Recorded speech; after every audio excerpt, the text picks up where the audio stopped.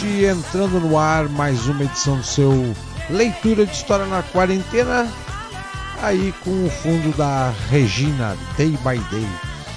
Vamos lá para as nossas notas iniciais desta quarta-feira, dia 10 de junho, agora 21 horas em ponto, 19 graus.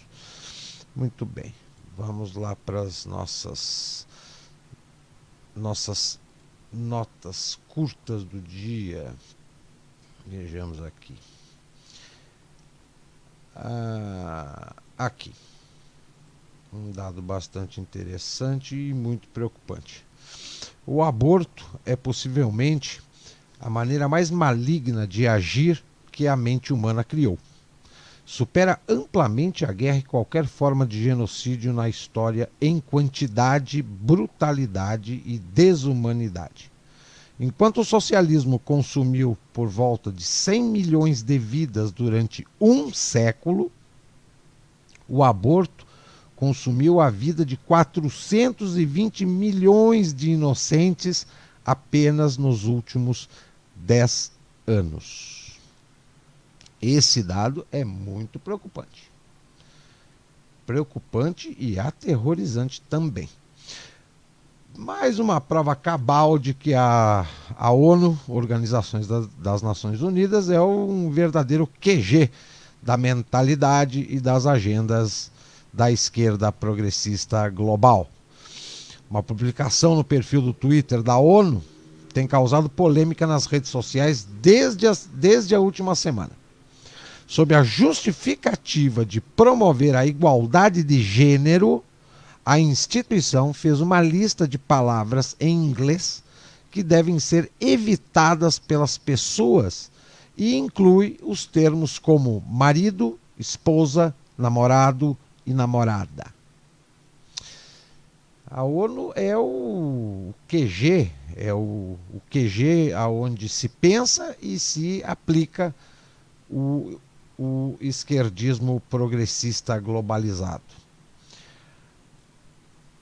Com o advento do culto da internet, porque hoje ninguém mais vive sem a cara num celular, num tablet ou num computador, tendo o Dr. Google como professor, logo não existirão escolas públicas ou privadas. Teremos pessoas formadas pela Universidade Google e não pelo ensino tradicional. Quem será que sai melhor como pessoa e como profissional? Aquele que cultua a internet e se forma na Universidade Google ou aquele que se dedica e que leva o ensino a sério da forma tradicional? Fica aí a pergunta.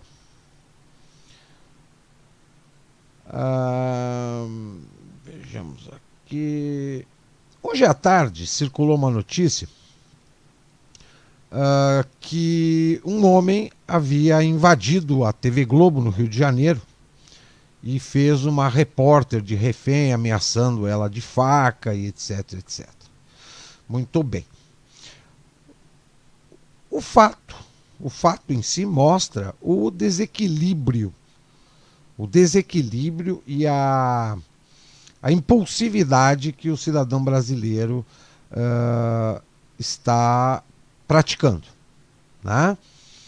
E tudo vira notícia sensacionalista para criar debate, para trocar opiniões. Só que a coisa ela é muito simples e bem objetiva. O cidadão entrou, invadiu a Rede Globo, gritando Globo lixo, pegou uma repórter como refém, ameaçou ela de faca, chamaram a polícia, aí ele quis falar com a âncora do Jornal Nacional, quando ela apareceu ele soltou a mulher, ele foi preso e ponto final. Muito bem. Isso é um ato criminoso. E se não é criminoso, é um ato que pode ser chamado de um ato terrorista.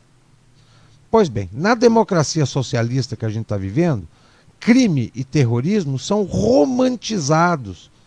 E ainda tem jornalista que chama isso de forma abrupta de protesto. Então, não existe mais crime nem terrorismo, existe algo que vai virar uma manchete sensacionalista para todo mundo ficar opinando, criticando, debatendo, mas aquilo que deve ser feito para evitar ou para penalizar tais atos não acontecem. Não acontecem. Não acontecem. É a mentalidade socialista. Esse cidadão aí foi para a delegacia, deve ter tomado um chá de banco de 2 horas, ou foi para uma audiência de custódia, e foi para a rua em seguida. Quer dizer, violência, crime, terrorismo no Brasil só serve para uma coisa: fazer manchetes, criar manchete sensacionalista na mídia, né? Que hoje a gente liga a televisão, é só desgraceira, é só notícia ruim, e motivar debates infrutíferos em rede social. Mais nada. Muita gente vem criticando recentemente a atuação e o modelo de jornalismo promovido pela CNN, recém-inaugurada CNN Brasil. Pois bem, saiu hoje aqui na mídia do Distrito Federal a seguinte manchete: era para ser segredo, mas a filha do Rodrigo Maia trabalha na CNN. Então, fica aí a dica para reflexão. Magistrados do Brasil inteiro, após anos de estudos e estatísticas, chegaram à seguinte conclusão: 80% das denúncias de violência doméstica e estupros são falsas. Fatos que são denunciados como estupros e violência doméstica não se enquadram neste perfil. Não se enquadram. Ou são denúncias vazias, mentirosas, ou simplesmente para encher o judiciário de ocorrências e processos que não cabem para tal fato. Então, a justiça já ligou o sinal de alerta que essa história de brigar com o marido, sair correndo e dizer que o marido bateu na mulher, não vai ser bem assim tão fácil como foi até agora. A mesma coisa a questão de estupro. Nem tudo que se faz é estupro. Nem tudo que. Nem todas as vítimas que se disseram estupradas foram estupradas realmente. Então, o judiciário também agora vai analisar com um pente fino muito maior essas ocorrências e esses processos de violência doméstica e estupros. O que mais que temos aqui para hoje? Aqui. Saiu uma notícia ontem no Clarim, o maior jornal lá da Argentina, que o presidente Alberto Fernandes anunciou na segunda-feira última a intervenção e desapropriação da empresa Vicentim, um dos principais exportadores agrícolas do país. Trata-se da maior exportadora de grãos do país. O governo não só expropriou a empresa, como todos os bens e ativos da família, inviabilizando a defesa. Eu só vejo uma coisa nessa notícia, que é a prática fidedigna do socialismo na Argentina. Argentina e Venezuela. A Argentina está percorrendo o caminho da Venezuela numa velocidade extremamente alta. E o Brasil segue pelo mesmo caminho num passo mais de tartaruga. Mas é para ver como os dois principais países da América Latina, Brasil e Argentina, ambos estão percorrendo o mesmo caminho em velocidades diferentes. Vamos lá para nossas pautas de hoje. 21 horas 10 minutos, 19 graus. Eu trago o primeiro tema de hoje, é um tema bastante atual. intitulado Protestos Raciais, escrito pelo meu amigo Norberto Totter, lá de Curitiba. Se não bastasse a desgraça da coronóia, fustiga-se agora a humanidade com uma acusação generalizada de racismo. Marchas, manifestações, quebra-quebra, protestos desencadeados simultaneamente em grande número de países. Tudo sob a palavra de ordem Black Lives Matter, vida negra importa. Evidentemente, cria um clima de defrontação. Mais que adequado aí é o verbo criar, porque este clima antes não existia. De alguns anos para cá, pode-se notar a existência de um incentivo não declarado a destacar a presença do negro na sociedade. Isto não só aqui, mas também na Europa, onde as fronteiras foram abertas à irrestrita imigração da África. Não sei se penso certo, mas quer me parecer que enaltecer um lado, mesmo sem criticar o outro, é igualmente racismo. Mas o que é que explica a intensidade e frequência com que os noticiários estão se referindo a crimes de ordem racial e às ondas de protesto, muitas vezes violento? Seria realmente o fato de ter sido morto em Minneapolis uma pessoa negra por 4 policiais, provavelmente de cor branca? Lamentável que isso aconteça, mas acredito que não seja tão raro a poder fomentar todo esse movimento de protesto mundo afora. Acabo de ler no 11º Anuário Brasileiro da Segurança Pública que em 2016 o Brasil registrou 4.222 pessoas mortas, sendo 453 policiais. Portanto, a cada 9 vítimas da violência, uma era policial. Entendo que a profissão obriga o policial a se expor ao risco. Os 9, não. Para que isso disponha a correr esse risco, a profissão lhe dá uma arma de fogo e muito treinamento.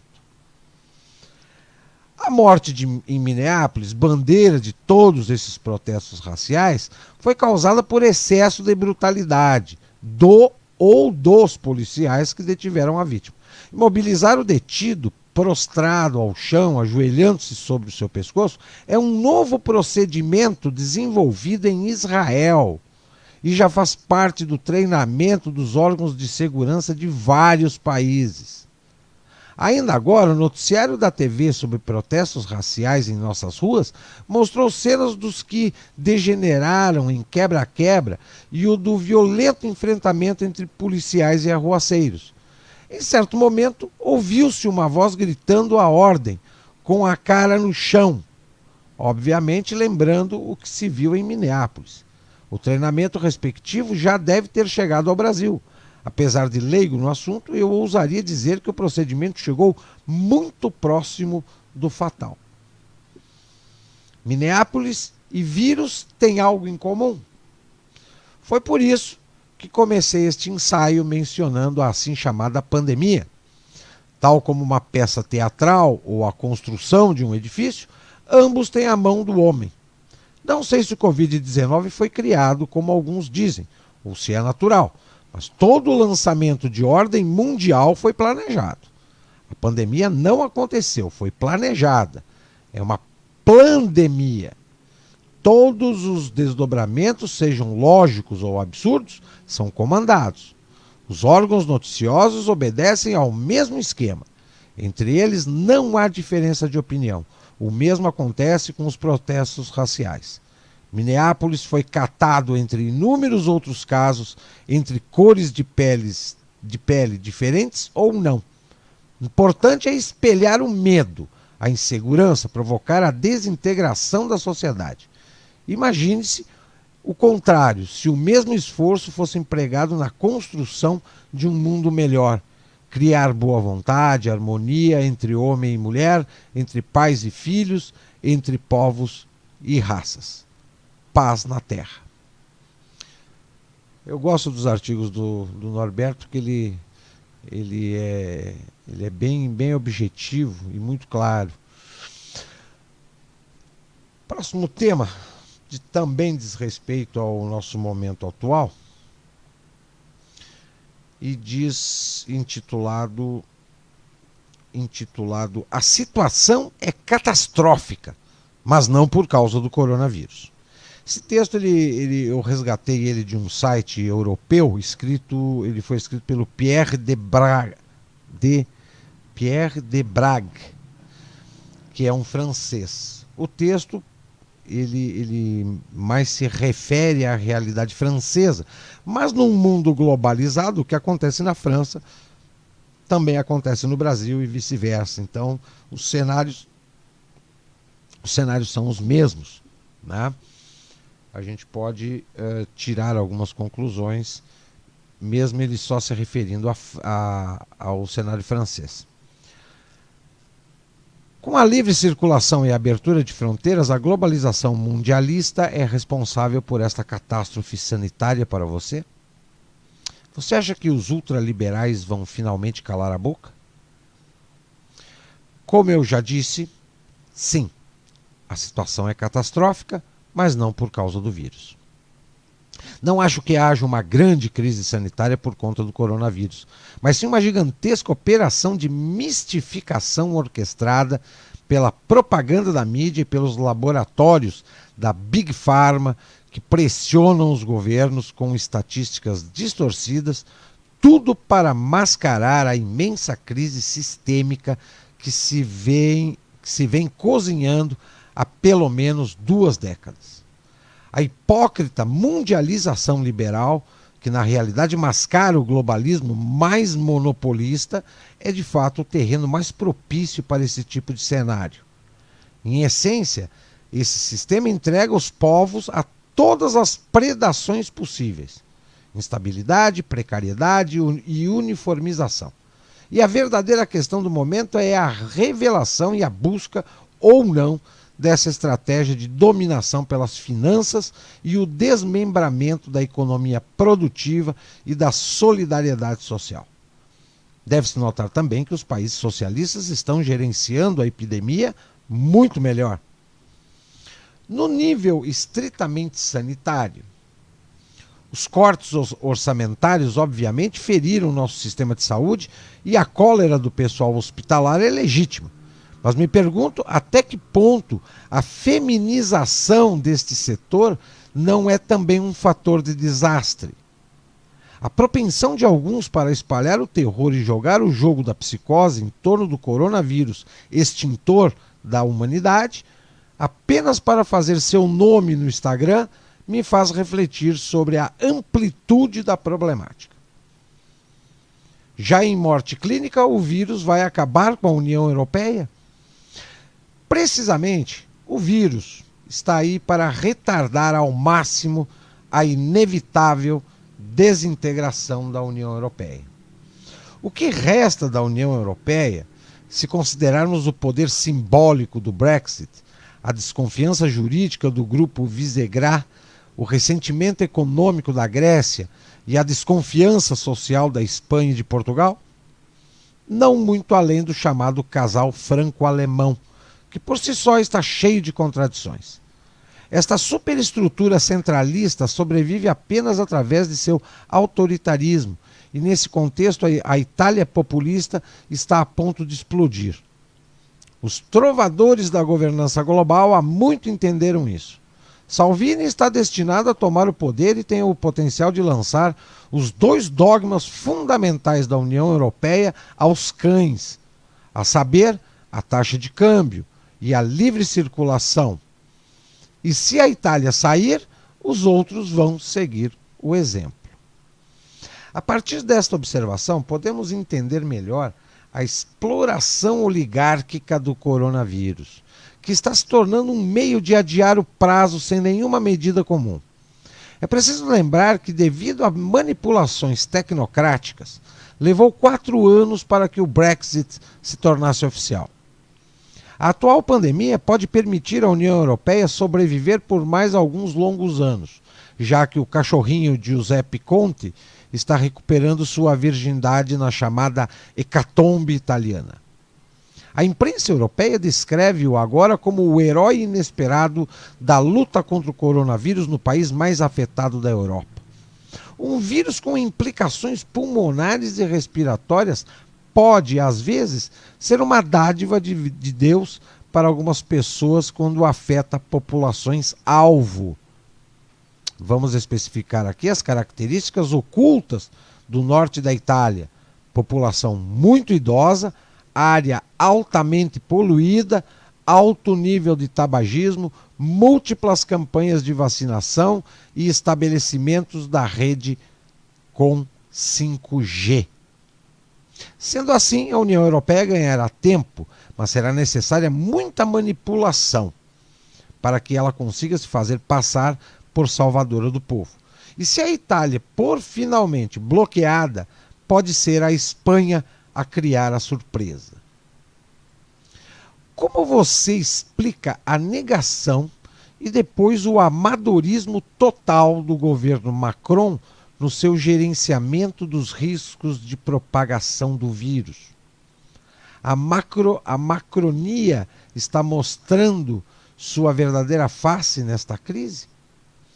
Você tem que ver a França como um país em dissonância.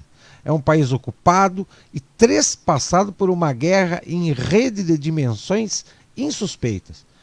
De um lado, os neoconservadores sionistas, do outro, os globalistas neoliberais, e no meio, apanhados num movimento de pinça, os arrumadinhos da administração Macron, egocêntricos e incompetentes, negociando sua sobrevivência de dia a dia.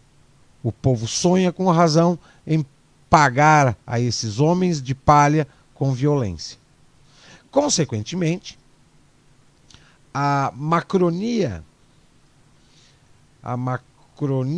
símbolo de um sistema perverso de dominação, que chegou ao fim de suas contradições, não é mais que uma série de fiascos.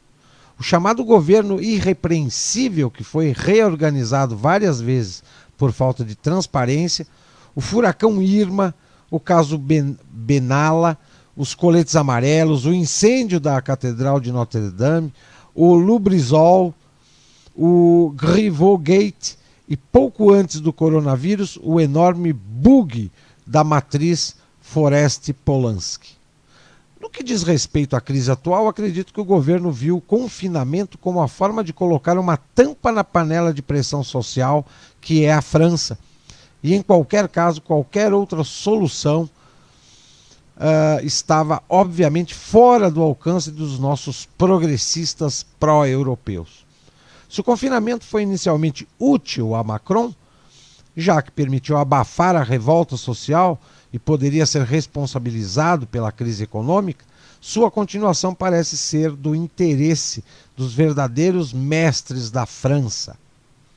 Attali, Nunes, Hirsch, Salomon, Buzyn, Levy, Bauer, Killer, que veem nisso uma oportunidade de impor o reinado da Big Pharma, medicação cara, vacinação compulsória, e fortalecer o sistema bancário através do aumento da dívida pública.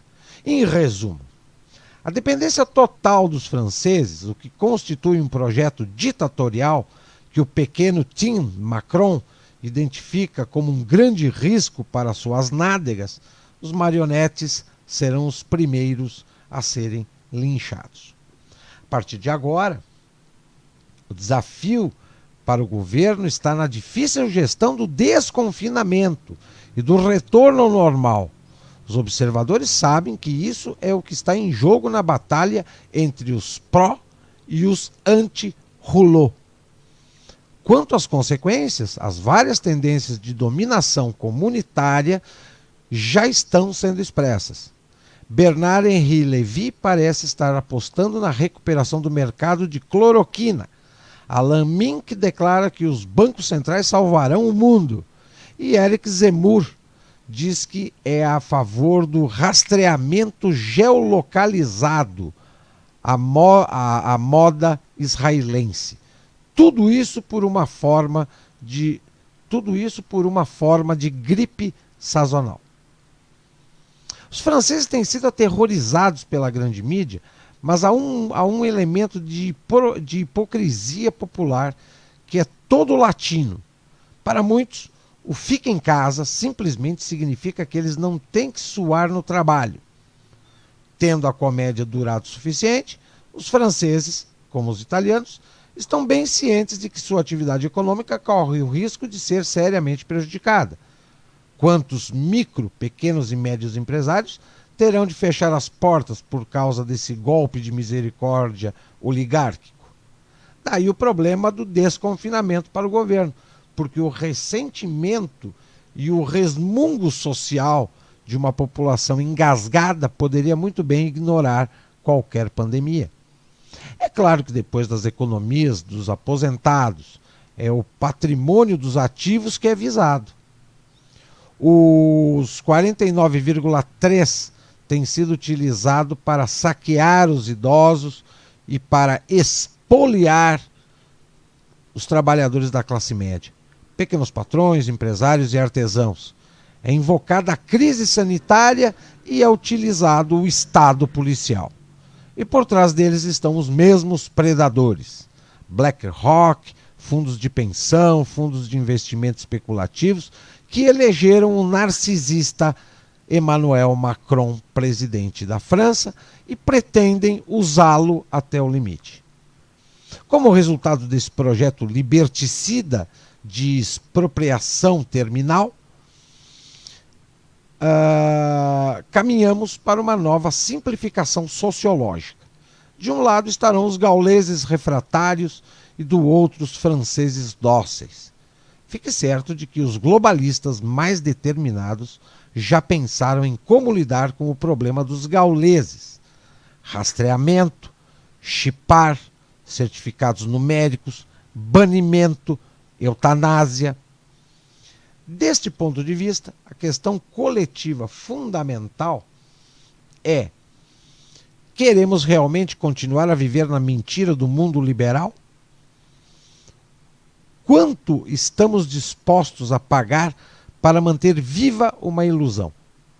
Se quisermos mundialização, livre comércio, livre circulação, consumo excessivo, então teremos chipagem, vacinação, precarização e repressão generalizada. Estamos realmente preparados para trocar nossa liberdade real e profunda pelas quimeras de um mundo sem limites e sem consequências? Ir onde eu quiser, quando eu quiser, fazer o que eu quiser, nunca me importar com nada nem com ninguém. Fantasias de adolescente se tornaram o credo de uma civilização? A verdade é que estamos diante de um período de mudança na sociedade de consumo. Embora assassino e suicida, o Ocidente quis banir a morte, reprimindo-a no inexplicável. As primeiras causas de morte são, de longe, doenças cardiovasculares e cânceres. Nunca vi ninguém decretar a cessação da atividade humana para deter esses processos relacionados ao modo de vida. E agora pretende controlá-la através da cientificidade ou transhumanismo. Esta é a sociedade de consumo consciente que a Tali está preparando para nós. Capitalismo 2.0 ou teletrabalho. Capitalismo verde ou capitalismo ecológico. Capitalismo de segurança. Capitalismo médico. Em resumo, eles vão nos fazer comer pílulas para evitar que façamos uma revolução. Sim, porque acho que essa engenharia global é a prova de que as elites predadoras da nova ordem mundial perderam a vantagem. Elas estão tentando o tudo ou nada, mas estão condenadas a perder a médio prazo. Trump, Putin e Xi Jinping frustraram o plano bíblico de dominação e espero que eles possam ir até o fim. Colapso da União Europeia, fim da OTAN, estabilização do Oriente Médio, retomada do controle dos grandes meios de comunicação, recuo das grandes farmacêuticas, nacionalização do Fed. Do ponto de vista estritamente francês, a esperança está no fato de que Emmanuel Macron tem a mentalidade certa para se submeter ao mais forte.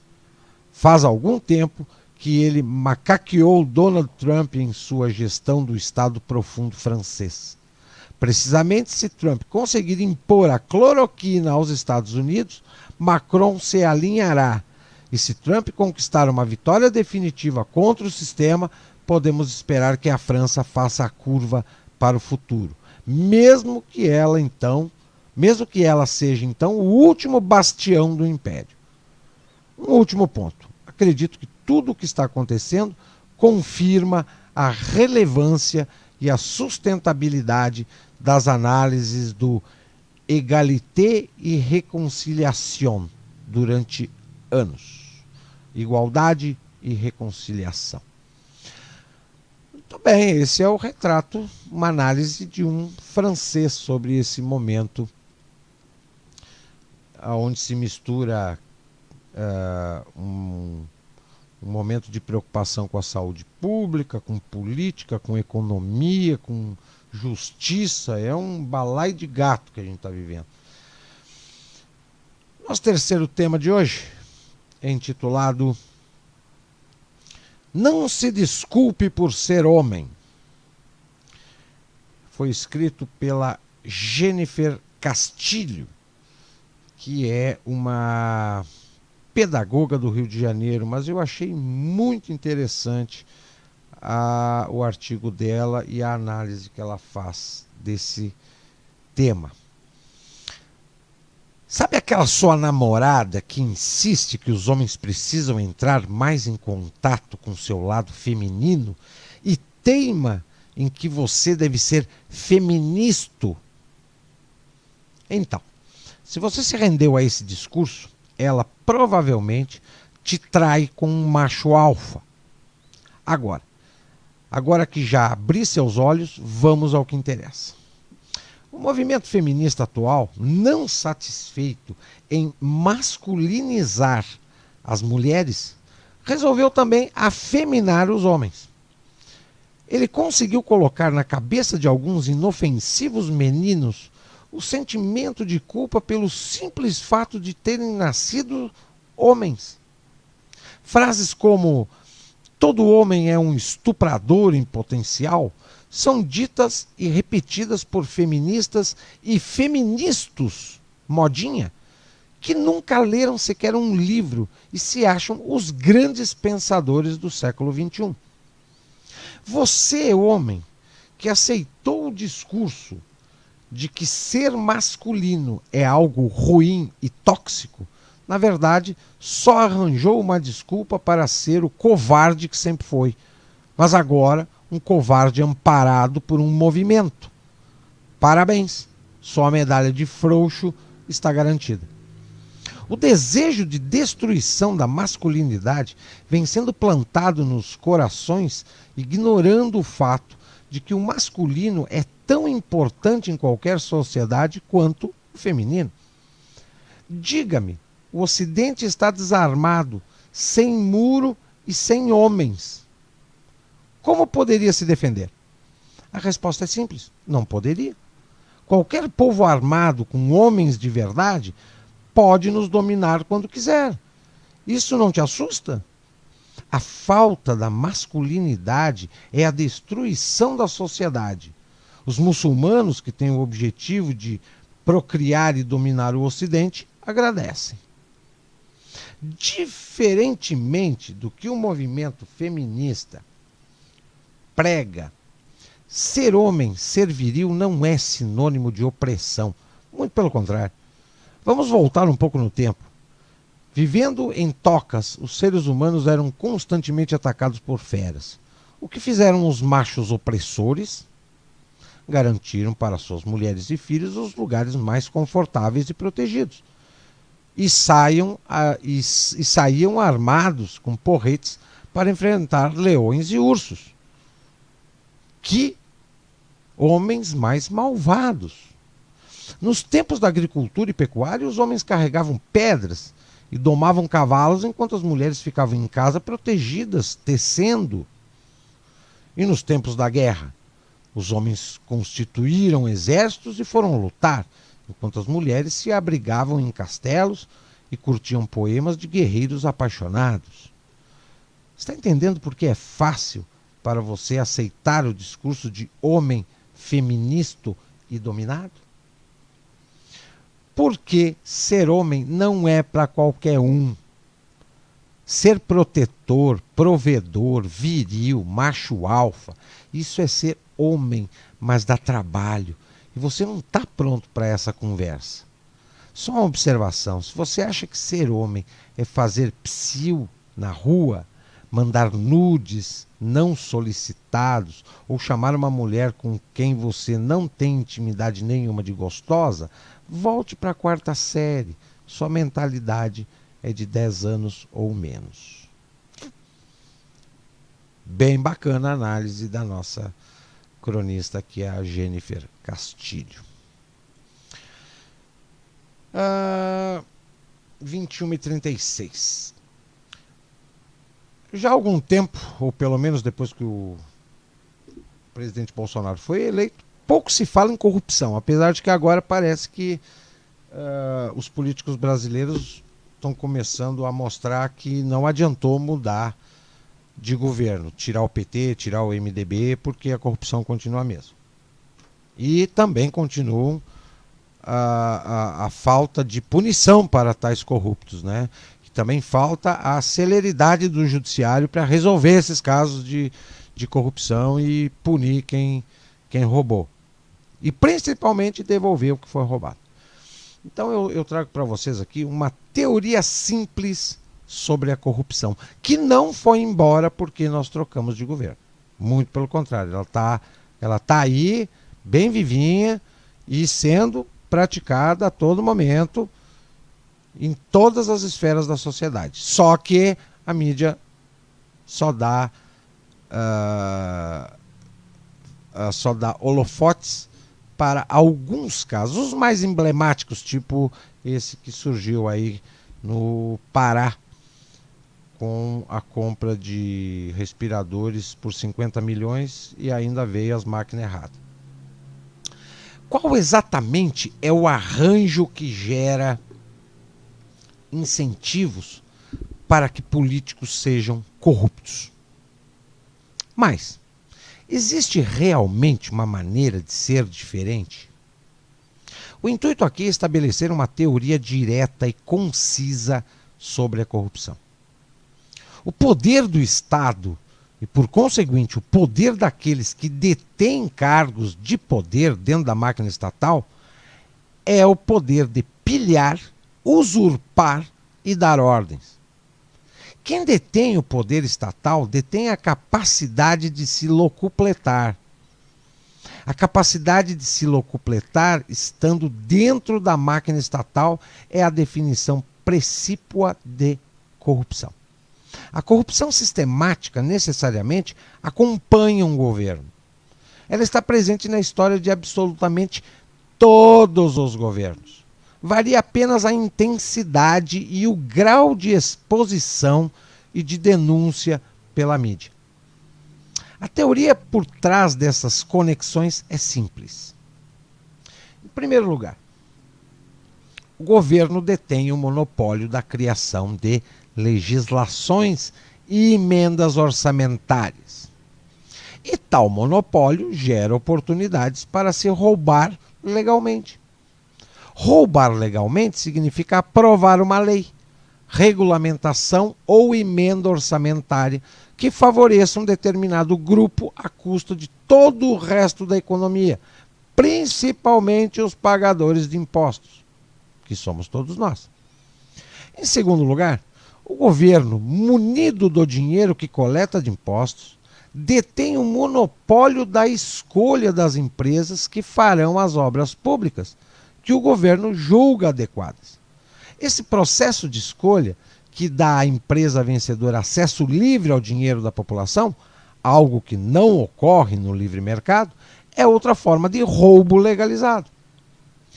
Grupos de interesse, por exemplo, grandes empresas, empreiteiras, empresários com boas ligações políticas, ansiosos por adquirir vantagens que não conseguem obter no livre mercado, irão procurar determinados políticos e fazer lobby para convencê-los a aprovar uma determinada legislação que lhes seja benéfica, ou para pressionar que sua empresa seja escolhida para uma obra pública.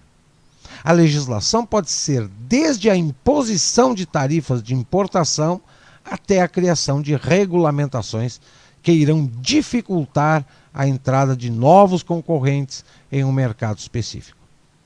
Pode também ser uma mera emenda orçamentária, que irá beneficiar alguma empresa que será agraciada com a concessão de alguma obra.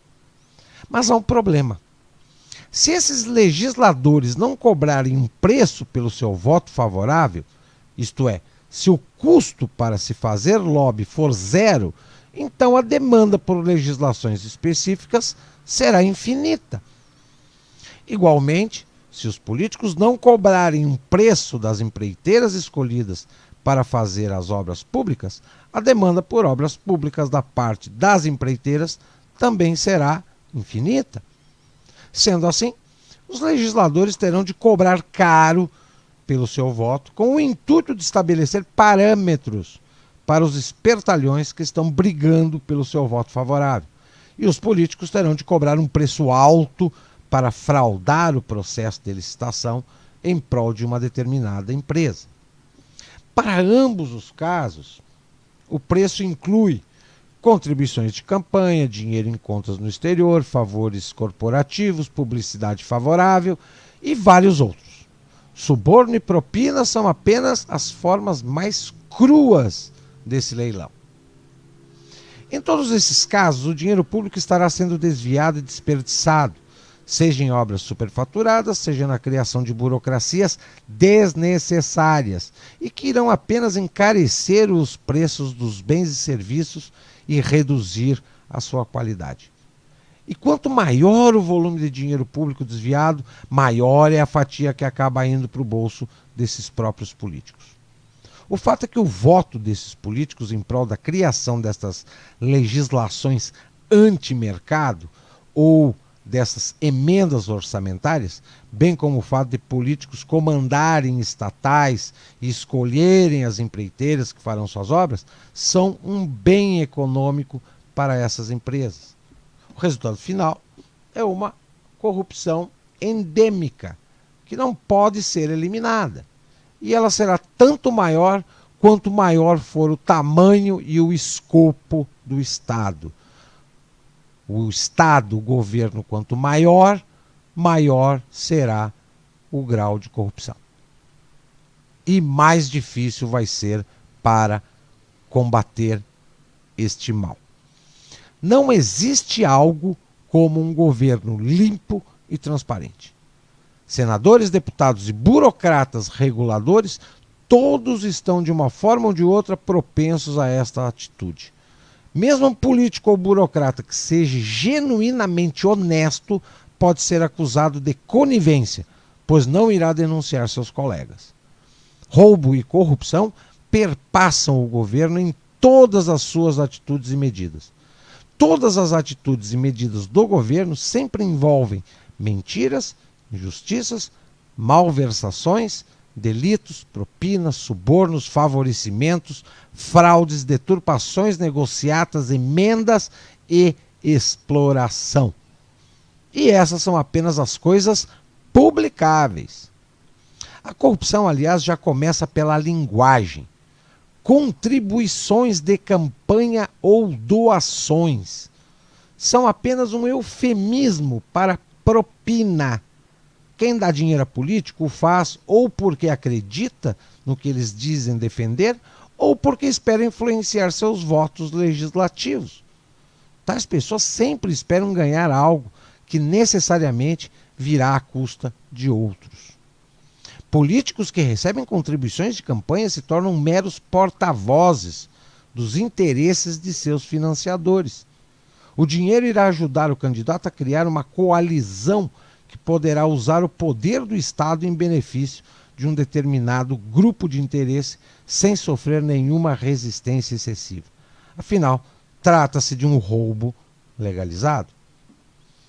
A grande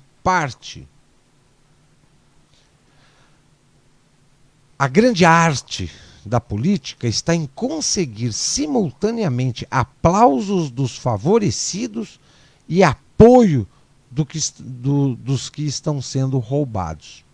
O político, em suma, gerencia um esquema de extorsão semelhante ao da máfia.